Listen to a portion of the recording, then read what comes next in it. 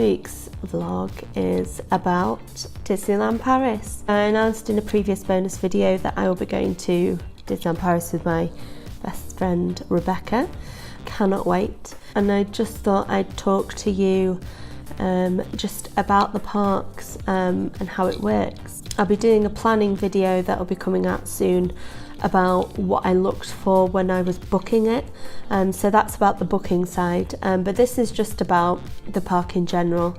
There's two theme parks. There's the Disneyland Park and the Disney Studios Park, and the Disneyland Park is more towards Magic Kingdom in Florida if you've ever been, and it's like the flagship park with the pink castle. And then the studios is more like the Hollywood Studios, again if you've been to Florida, it's more like that, more about the films. They've got a bit more Pixar in there, and it's a bit smaller, but they've just announced that they're going to be extending the park, and I mentioned that in one of my previous videos. That was my top threes, so I'll put a link in there somewhere in this video. So there's the two theme parks, and then there's the Disney Village, and then around that there's loads of hotels. There's the Disneyland Hotel itself, which is right at the entrance of the Disneyland Park, and you can see the castle from the hotel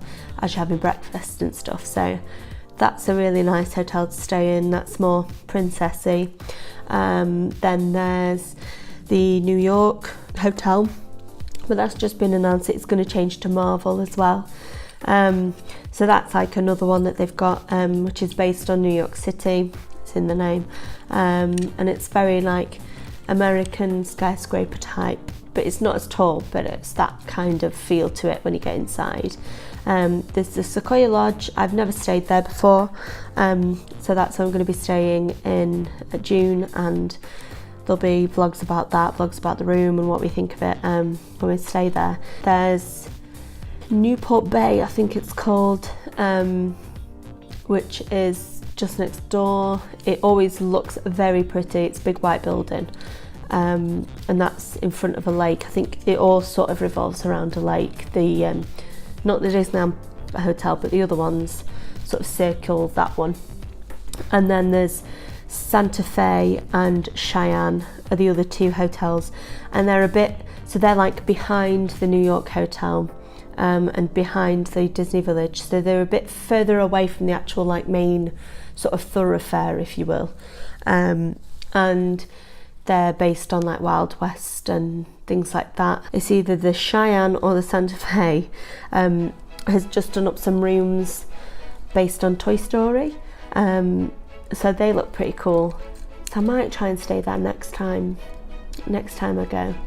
So I'd like to try all of them really and see which one I prefer, and then go back to that one, because we went to the New York one a few times, and I've stayed in the park, the Disneyland Park one a few times as well. So it'd be nice to see and get an idea of what they're all like, and then I can share it with you guys in the future as well. We're staying for 4 nights, 3 nights 4 days. There we go, get it right.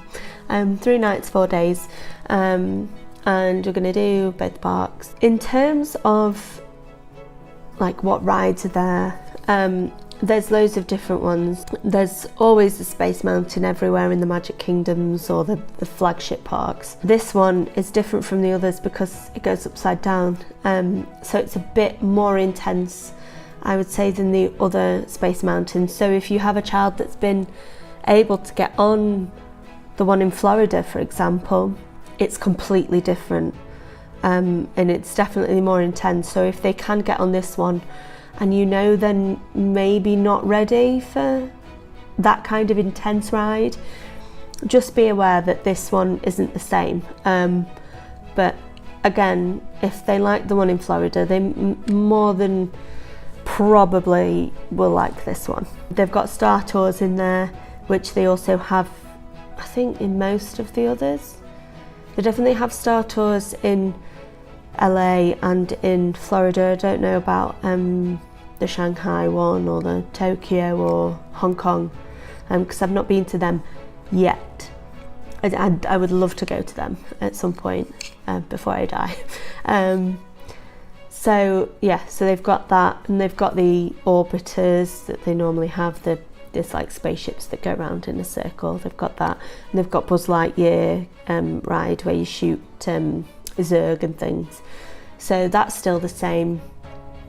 Going into Fantasyland, which is in the Disneyland park, they've got the carousel, they've got the Snow White dark ride and the Pinocchio dark ride, which they don't have at Florida, but they used to have Snow White, but it was replaced with something.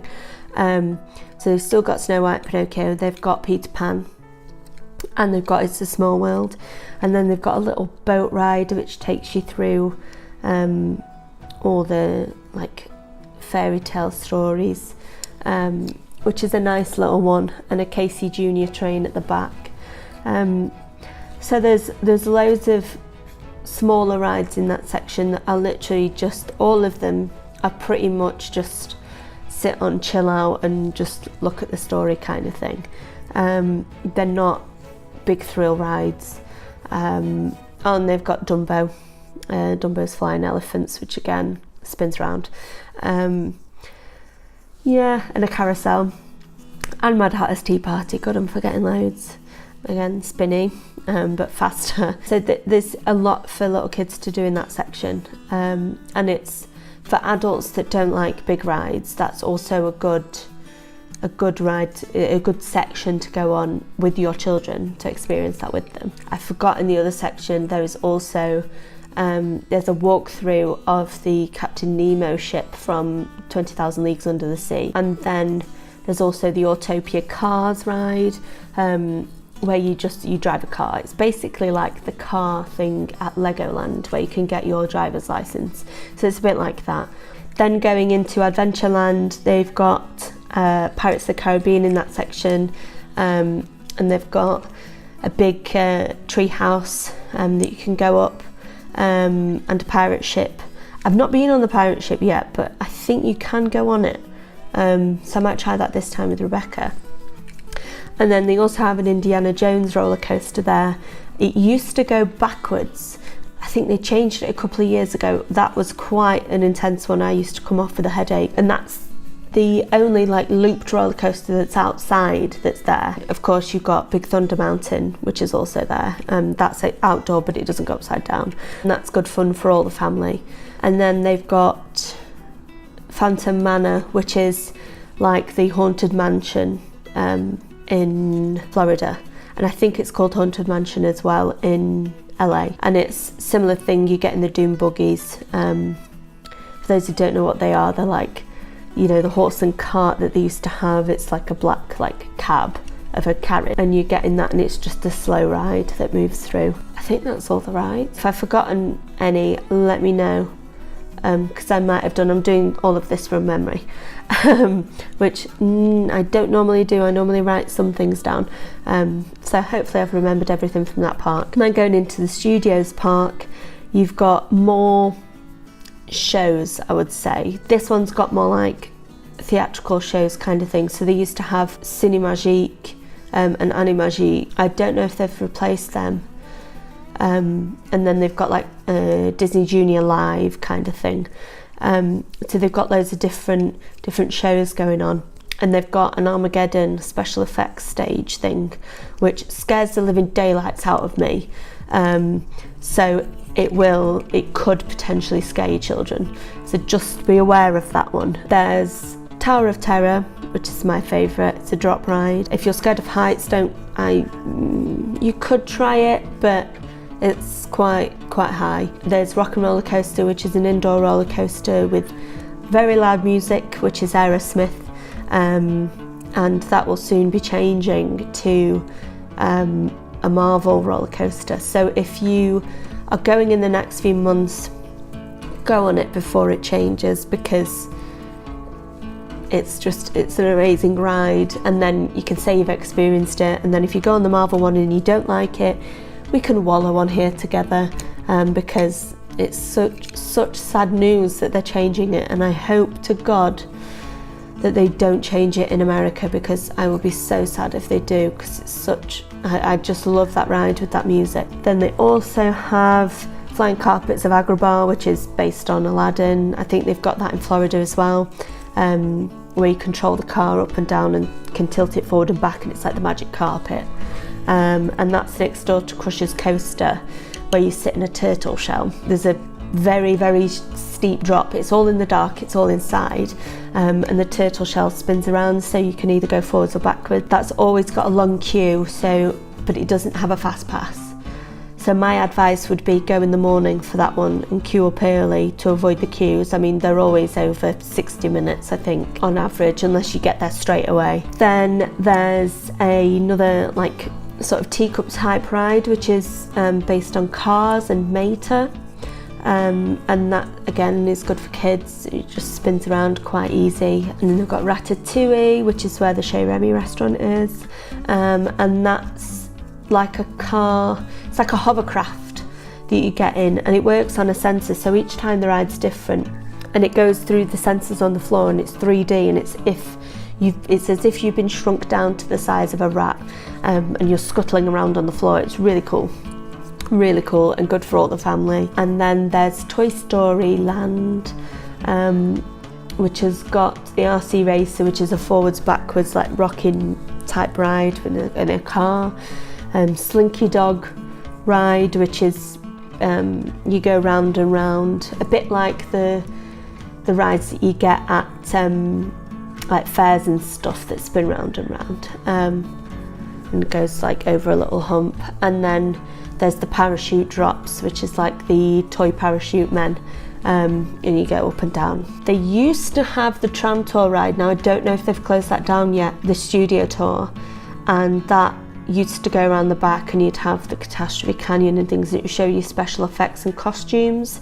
I don't know if they've got rid of that yet, but they could have done to make way for the new expansion. I think that will go eventually to make way for that, if it hasn't already. And then there was the Lights Motors Action Car Stunt Show, and again, I don't know if they've closed that down yet. I suspect that will be closed to make way for more Marvel things. But it's a car show, so if you are going in the next few weeks and it's still open, go and see it because it is worth it.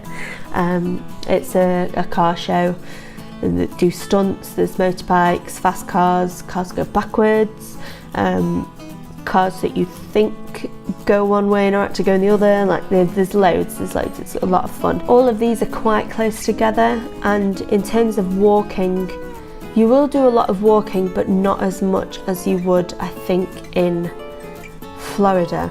However, I do know that the Paris park, the main Disneyland Paris park, apparently is more acres than any of the others, and it's got the least rides in it of all of them. So that's an interesting fact, and I think it was on one of the YouTube channels that I follow on here that I found that out. So that's quite interesting. So you still do walk quite a bit, but I don't think it's as intense as Florida. Now with the fast passes, I would try and go for the ones that are most popular first because they will run out. Try and find the ones that are closest to you. I think with these ones they still work in the system that if, for example, you went to Space Mountain and the next fast pass time was that you could get a fast pass for was 3 o'clock in the afternoon, after a certain time in the morning and you'd gone at 8 o'clock, let's say,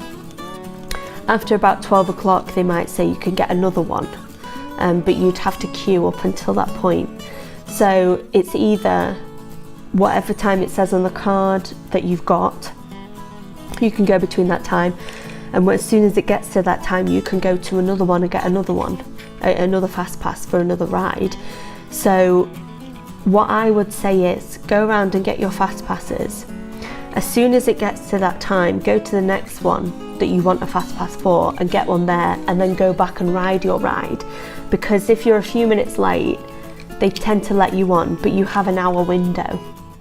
So I would, if it were me, I would go and get a fast pass for Space Mountain, and if that was at 9 o'clock and that was a busy ride and it was for about 11 o'clock, I would try and go and queue for, say, Buzz Lightyear or something, and when it got to 11 I would run over to Big Thunder Mountain and get one for Big Thunder, go back and ride that, and if it happened to be the right time I would go back over to Big Thunder. If not, I would try and do some of the rides near Big Thunder, wait until Big Thunder came up and go, say, get Peter Pan, and then go and walk back. So if the fast passes can add more time in terms of walking, so they could add more steps, but I would rather walk more than be stood still in a queue. It's an easier way to get around queuing. Definitely use the fast passes. I would try and definitely, if you've got smaller children, try and get a fast pass for Peter Pan, because that one is a very long queue and the kids do love it. If there's any other information that you want to know that you think I've missed, please let me know, do comment, and like and subscribe. I'll put links into other videos, and you can check them all out, and I shall see you soon. Bye bye.